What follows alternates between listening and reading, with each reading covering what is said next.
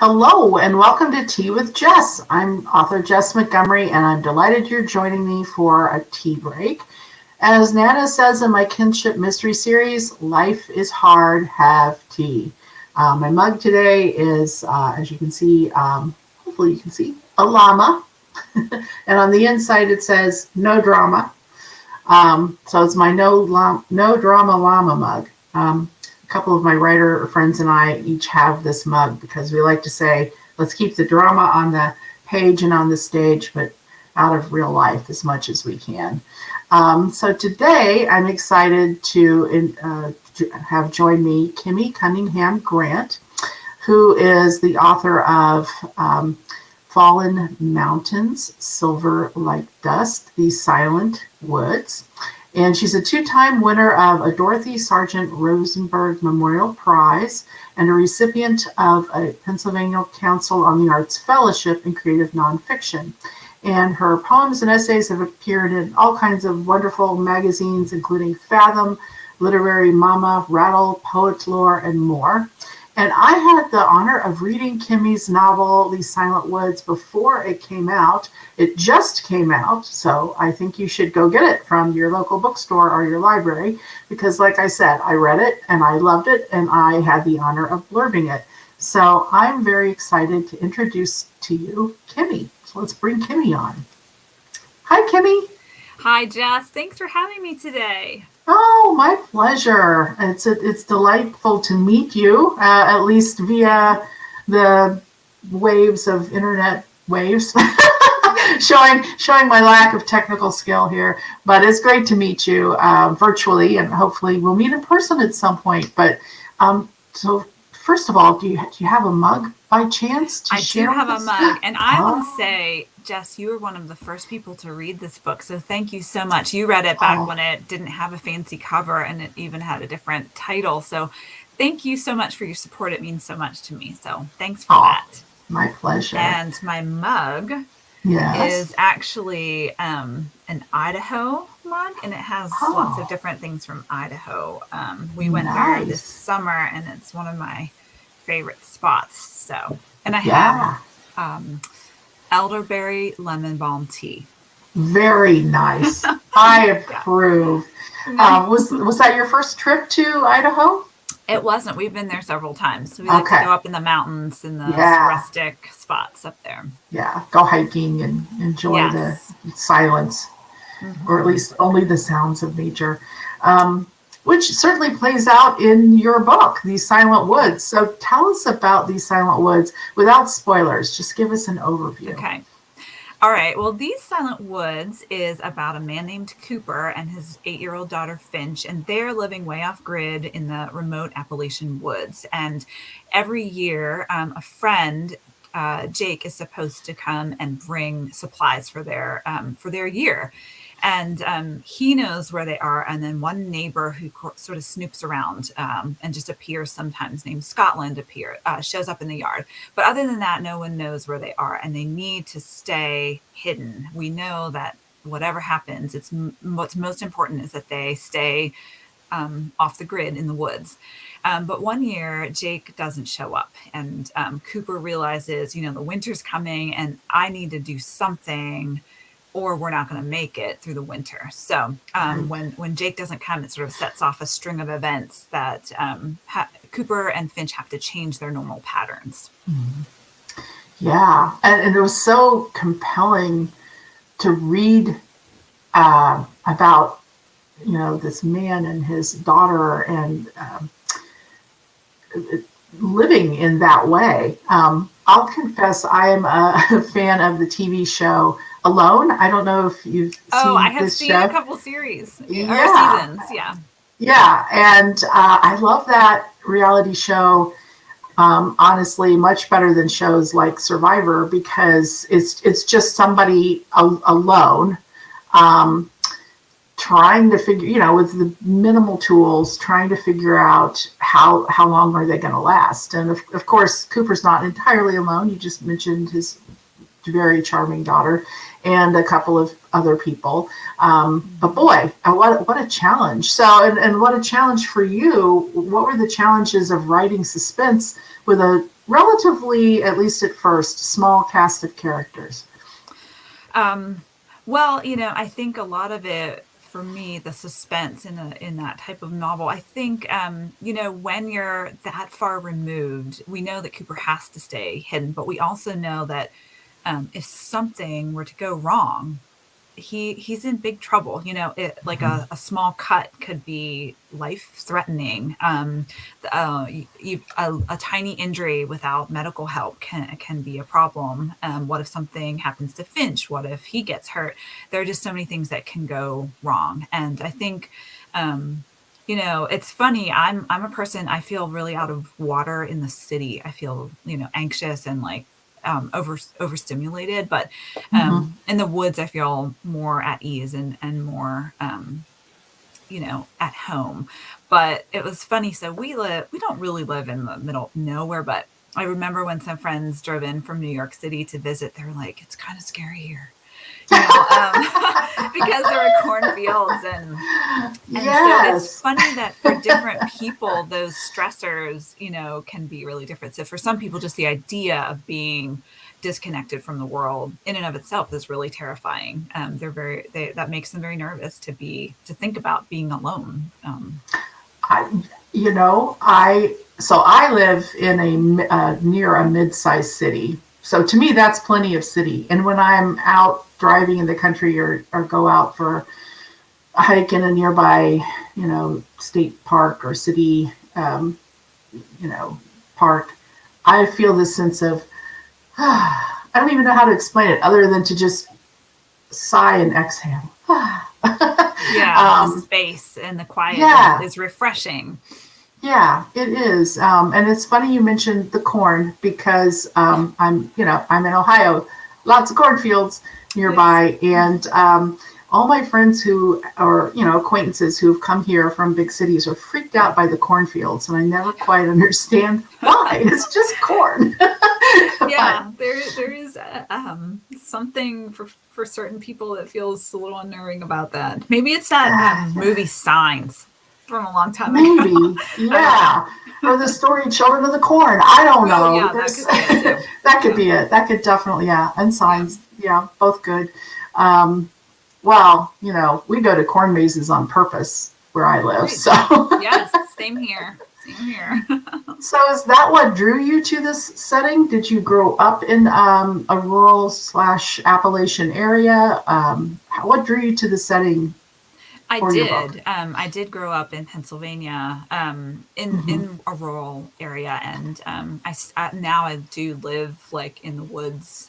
We have some land here at our house, and so I spend a lot of time in the woods, walking and sometimes mountain biking. I spend time Nice, on rivers, fishing and kayaking and that kind of thing. So I really nice. am mostly an outdoors person. That's fabulous. So, how do you balance that with, being inside and at a computer or with a notepad? Right, because we writers have to spend a lot of time at the looking at a screen, like it or not, right? Uh-huh. So I do sometimes I write in my head.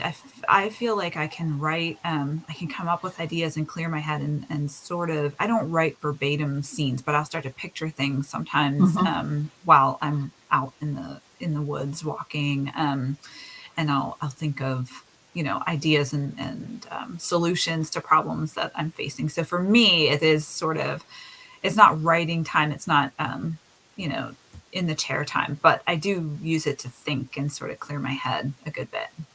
It's creative time. And yeah, Yeah. I find that too, that if I get stuck, the best thing is to not sit at my computer going, I'm stuck, but to get out and take a walk. Yeah. I think about a year ago, I visited my friend's class, and they were saying, well, what do you do when you're stuck? And I was like, I go out and I take a walk. And they seemed Hmm. like, wait, we can do that? Like it was surprising to them that they just didn't have to plow through it and sit there and like figure it out. But a lot of times just stepping away and getting some fresh air does help for me. And it seemed like for you too. Absolutely. Well, what drew you to writing? I'm guessing you were a big reader as a kid, but what drew you to the craft of writing as a career? I was a big reader as a kid, and I did start writing stories like when probably second or third grade, and started thinking about wanting to be a writer when I was pretty young. And I think back then I probably didn't have realistic expectations to know that how hard it was going to be to Yeah, do that professionally, but the desire was there pretty early on for me. that's awesome. And your first book was Silver Like Dust, and it's Mhm. a memoir about your Japanese American grandparents and their internment in World War II. And then you've written novels, you've written poetry, you've written essays. So I'm really curious how you pivot among all these genres. Do you just sort of the idea have an idea, or an idea finds you and you follow it along, or you kind of decide to find out what it's going to turn into, or do you Oh. decide at the beginning this is an idea that's going to be an essay or whatever? Um, Well, when I was in doing my graduate degree, I really did mostly study creative nonfiction and Mm-hmm. poetry. And then shortly after that, I started publishing some poems, and my first book sold. And the first book was actually, I did part of it as my thesis. So I had sort of focused on that. And then I became a mom shortly after that. And then all of a sudden I started having, I don't know, I had this weird shift where um, I just couldn't really think about poems anymore. And I'm Hmm. not sure if it was like my brain was still a little foggy because I wasn't sleeping that much, and thinking so intently about just like a word. I don't know if I just needed a shift from that to think on like bigger scale about bigger, messier things, maybe. Um, then I decided I got this idea for a novel, and decided to give it a try. But I will say that I thought, well, like I read a lot. I write, so this I could do this, right? It was so much harder than I thought. It was not an easy transition from Oh, okay. nonfiction to fiction for me. And I occasionally still write some essays. I don't really write any poems. Maybe I'll go back to it someday, but um, Yeah. I'm mostly just doing longer works of fiction now. Is that what you're working on next? Now that your Yes. book is out, what's next? Yes, and Jess, the book actually got bumped. It got stuck at the printer with all the shipping and labor Ah, shortages, so it's going to come out here on November 16th. But yes, I'm working on a new novel. It takes place in two timelines and two places. It's in Peru in 1941 and 1942, and then ooh, Pennsylvania in 1997. So, and oddly enough, I'm finding 1997 almost feels like its own little historical fiction right now. uh-huh, So uh-huh. I'm just, yeah, it's been fun. I'm trying to create two different atmospheres, and it's been a good project. Oh, I'm excited to read that because the piece I'm playing with is two different time periods, um, Nice. not quite that far apart. Playing with a piece that's partly in the early 70s and partly in 99. And you're right, the Nice. 90s, uh, I hate to say they feel historical, but they really are. Yeah. And so Yeah, your time as well would be sort of just like the beginning of the internet. Like the internet's not right. widespread yet. People have heard of it, but don't really use it that much. And so it's Yeah. kind of an interesting time to think about. It feels so far removed from where we are right now. Yeah, and you may find this too. I have found it interesting to think about. Well, wait, when did we start using cell phones? And wait, Yeah. first we had flip phones, and now we have iPhones, and now we're going back to flip phones, I guess. I see Right. ads for them anyway. I don't know, and it's interesting how these changes um, in technology or the world or politics or whatever just kind of creep along slowly, and suddenly it's a different world, and Yeah, you don't that's so even true. realize. Yeah. So yeah, I'm very excited to hear that that's your next project. But I'm very excited about these Silent Woods. Anything else you want to tell us about the book? The book is being marketed as a thriller, and hopefully, it is a page turner. It is, yeah. I hope that there is more to the book than that. It really is, as you were saying, sort of a story about survival, Mm-hmm. for people who like sort of those off-grid kind of narratives. And I think it's a story about sort of wrestling with decisions that you've made and having to live with the consequences. And I hope it's I hope that it's a good father-daughter story too, because to me, that's a big part of the book, the connection between Cooper and Finch, and what Cooper's willing to do to keep Finch safe and to build the world that he feels is best for her. Yeah, I was going to say your novel encompasses all of that, but at the heart, I think, is the power of that bond, the father-daughter bond, and Mm-hmm. the importance of, you know, love and relationships, and like almost hopefully every parent, what Cooper would do, what links would he Mm-hmm. go to for his daughter. So, yeah. And you mentioned that you were a little surprised that when you guest spoke, the students were a little surprised at the notion of, hey, you can get up and take a walk if you get stuck.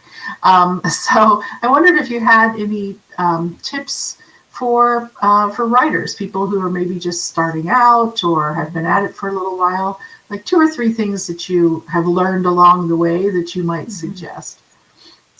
Um, well, I think for one, always be open to feedback. Try to connect with some other writers, or even if they're not writers, if they're people that who read a lot and whose opinion you can trust. Be open to getting feedback from other readers. I feel like that's a big hurdle sometimes for aspiring writers. Like, they write these things and they want people to read them, but they don't really want people to read them, and so it's really hard to let it go. But to be open to that. And Jess, maybe you've been lucky to dodge this, but I know for me, like, rejection is such a big part of being a writer. It's the road to getting anything published. You're likely going to face some rejection, and it's just a really pleasant surprise when you don't get rejected.